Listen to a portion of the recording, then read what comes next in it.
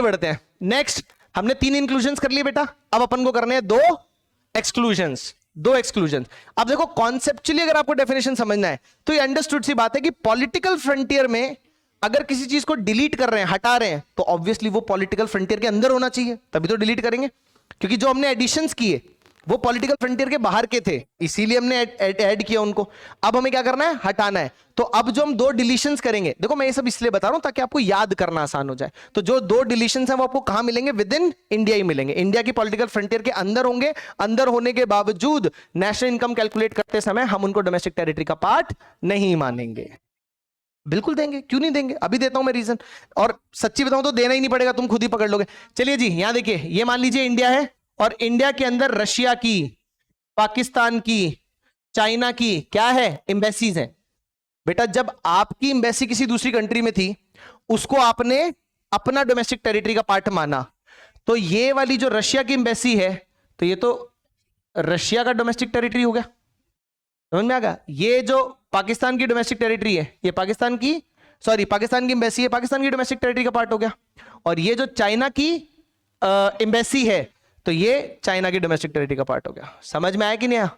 हाँ, world map ऐसा नहीं है, चाइना इधर पाकिस्तान नहीं है, मैं सिर्फ, मुझे पता भी नहीं है, मैं सिर्फ बता रहा हूं आपको, ठीक है। कहीं घर जाओ बोले रशिया यहां है, चाइना यहां है, पाकिस्तान यहां है, ऐसा कुछ नहीं है बेटा, ठीक है।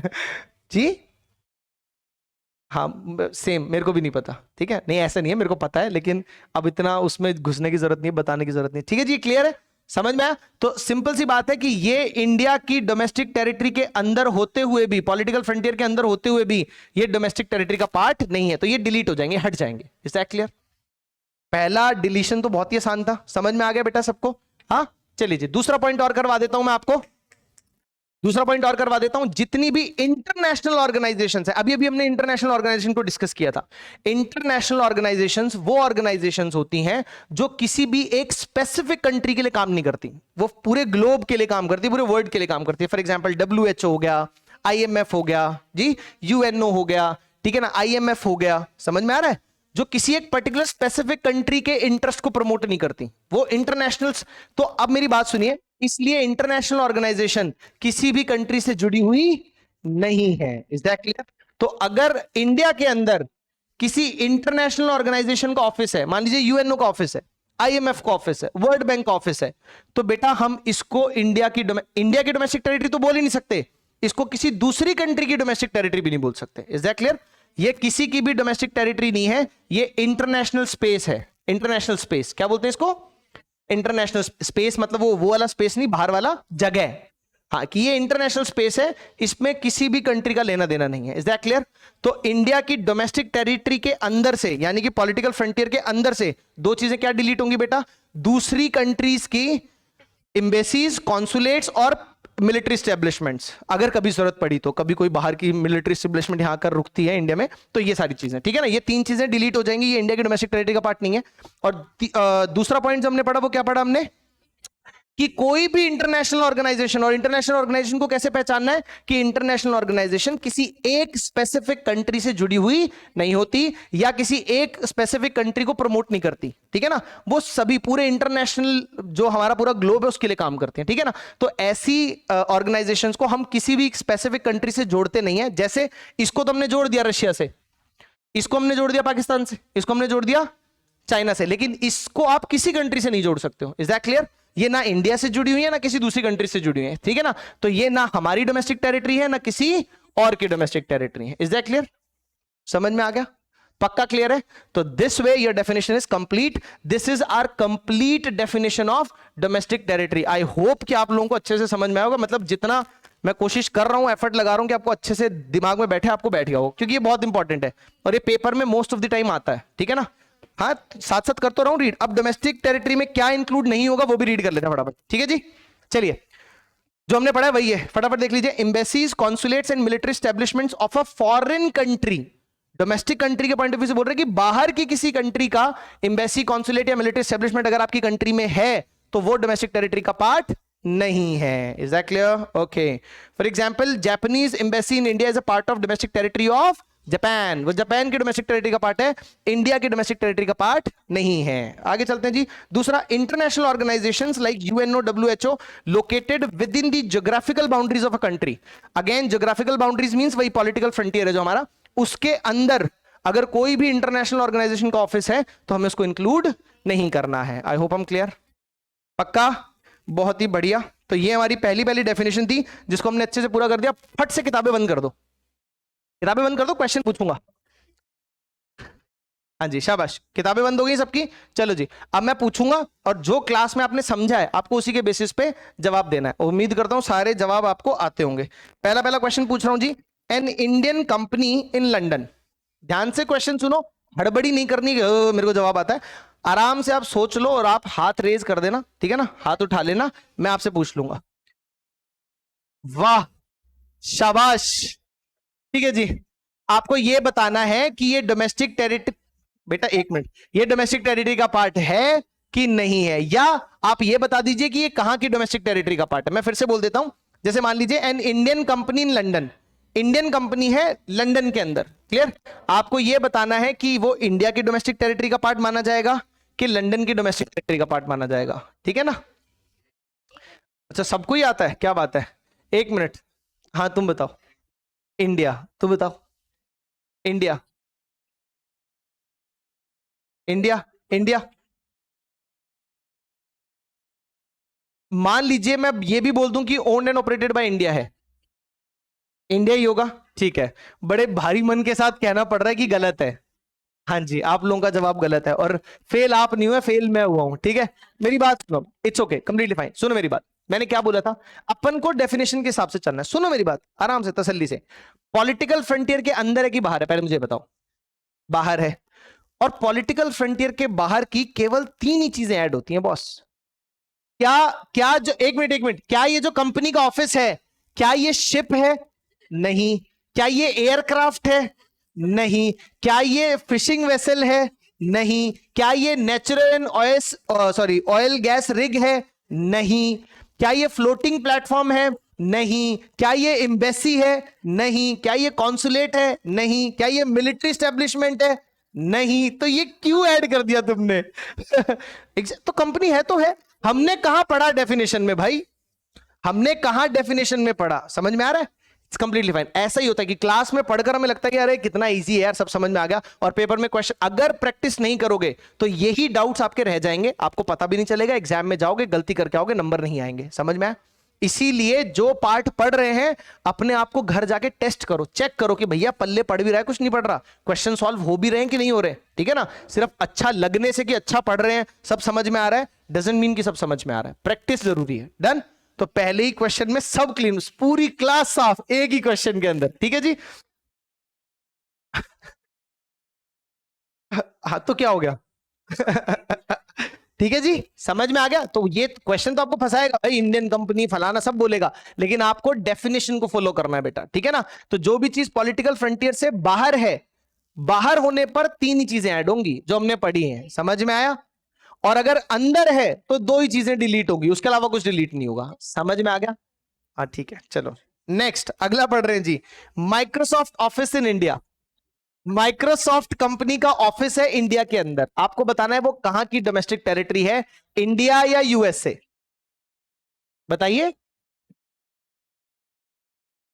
इंडिया की है, ठीक है, आप बताओ। India, okay, India, India. हाँ जी, इंडिया, मतलब पूछूंगा तब बोलेगा, खुद से नहीं बोलेगा।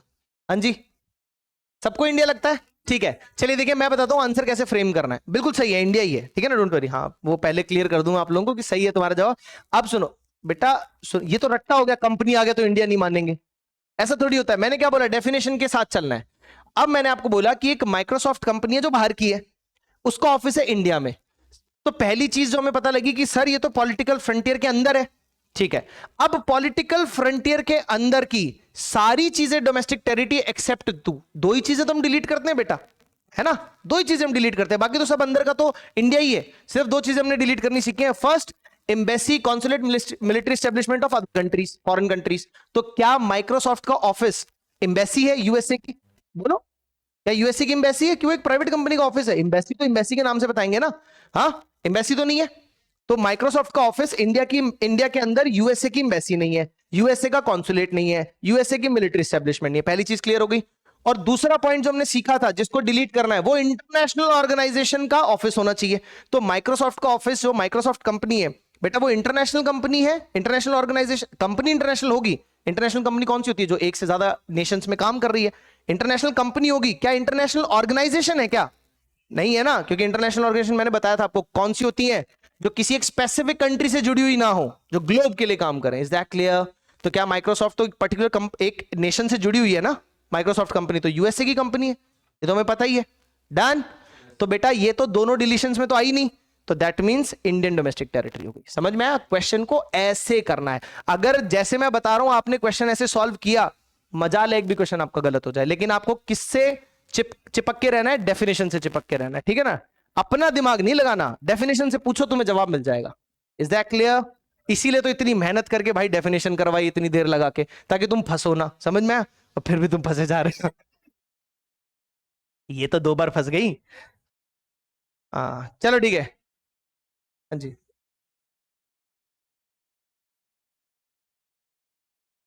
बिल्कुल हो सकता है, लेकिन हमारी डेफिनेशन फिर उसको अलाउ नहीं करती। बहुत बढ़िया डाउट पूछा है। वैदेही का डाउट है, मैं आपको बताता हूं। वैदेही बोल रही कि सर अगर कोई शिप है या कोई एयरक्राफ्ट है, ओन्ड किसी और का हो, किसी दूसरी कंट्री का हो, ऑपरेट उसे कोई दूसरी कंट्री वाली कर रहे हो, तो क्या फिर वो हमारी डोमेस्टिक टेरिटरी के पार्ट बनेगा? तो मैं आपको जवाब दूंगा कि नहीं बनेगा। बिकॉज मुझसे मत पूछो, फिर से डेफिनेशन से पूछो।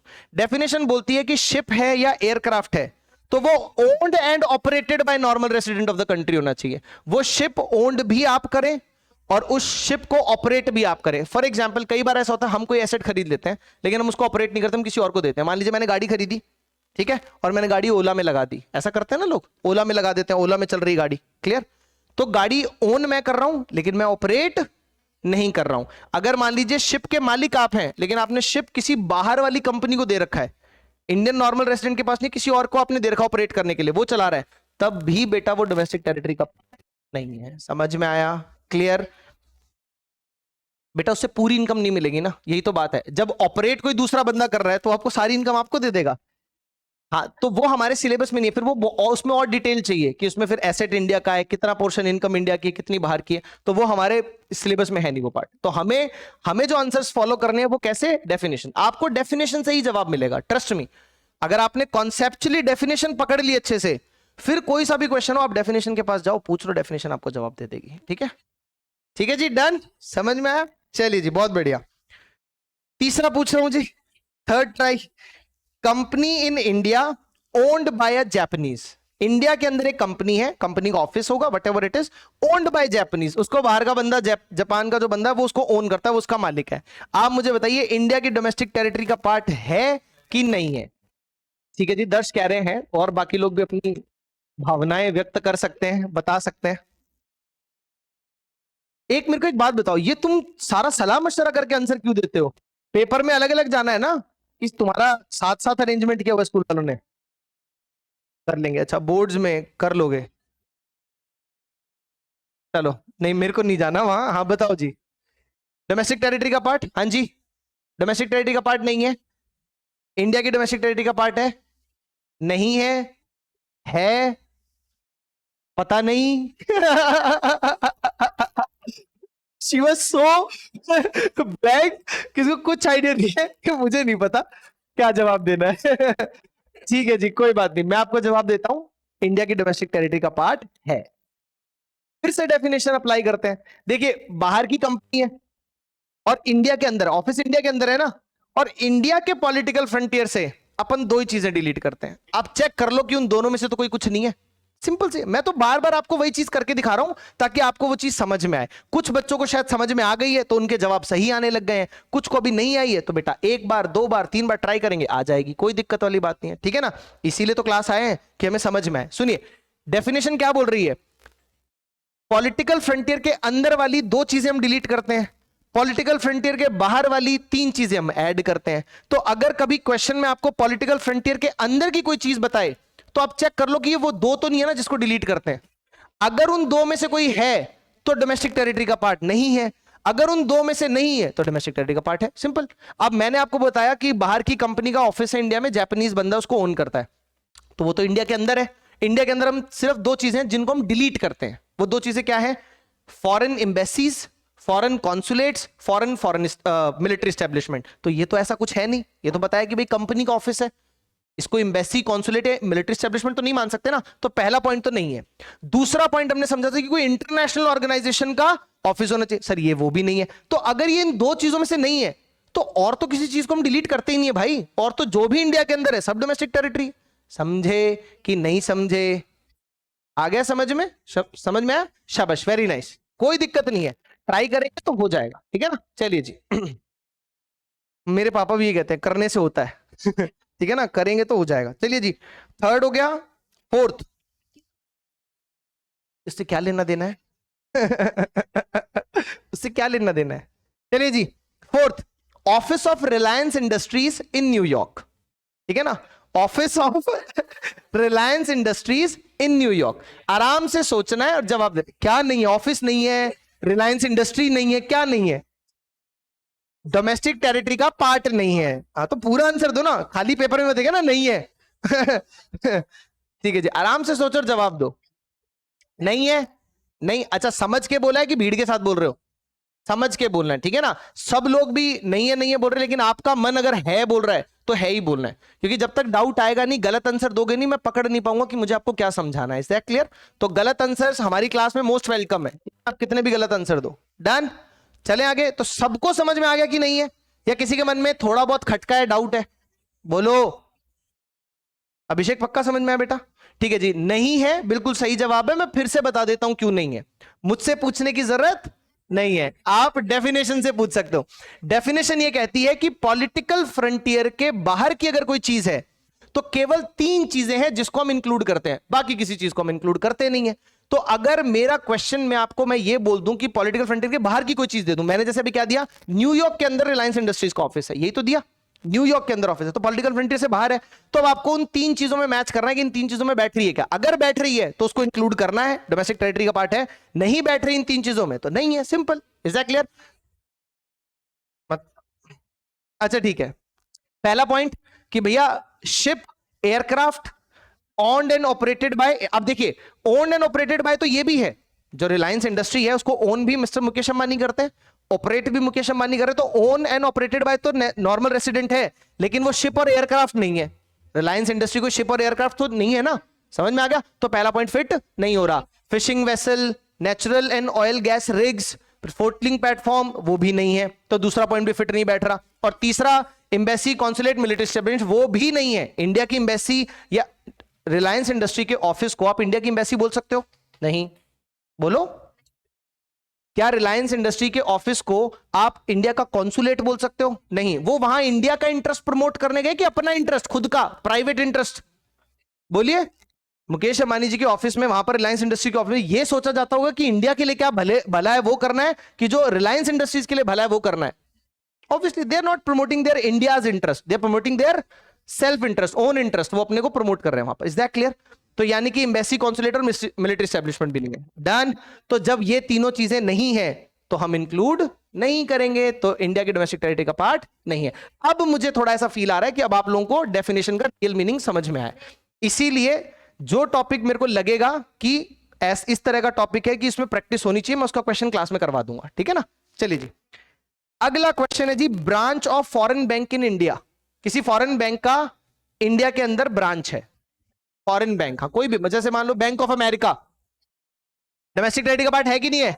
सर क्योंकि पॉलिटिकल फ्रंटियर के अंदर है, दो ही चीजों को डिलीट करते हैं, उसमें ये है नहीं, तो ये इंडिया के डोमेस्टिक। अरे बात बहुत बढ़िया, आ रहा है ना फटफट अब इतना ओवर एक्साइटेड मत हो, ठीक है जी। आगे बढ़ते हैं जी, Indian embassy in Japan, India की एम्बेसी जापान के अंदर हमारी डोमेस्टिक टेरिटरी का पार्ट है कि नहीं है? बाहर की तीन चीजों को इंक्लूड करते हैं और उसमें तीसरे नंबर पे ये आती है, एम्बेसी, कॉन्सुलेट्स और मिलिट्री एस्टेब्लिशमेंट्स ऑफ इंडिया, ठीक है ना। तो ये इंडिया की डोमेस्टिक टेरिटरी का पार्ट हो जाएगी। क्या बात है जी, बहुत बढ़िया। अगला है जी, branch of State Bank of India in China. हमारे स्टेट बैंक ऑफ इंडिया है, उसकी ब्रांच चाइना के अंदर है, नहीं है। अब देखो कितना भी तुम्हें फील हो कि high state Bank of India तो गवर्नमेंट बैंक है, गवर्नमेंट का बैंक बाहर है, तो ये तो इंडिया का पार्ट होना चाहिए, नहीं है बेटा, क्यों? क्योंकि बाहर की तीन ही चीजों को इंक्लूड करते हैं। समझ, अपने भावनाओं को कंट्रोल में रखो, डेफिनेशन को ऊपर रखो, ठीक है ना? समझ में आया? सिंपल सा फंडा है, क्लियर? तो ये भी नहीं है, क्योंकि बाहर की तीन ही चीजें इंक्लूड होती है और उन तीनों में ये फिटिंग नहीं बैठती है, फिट बैठती नहीं है, तो ये नहीं है। डन? मतलब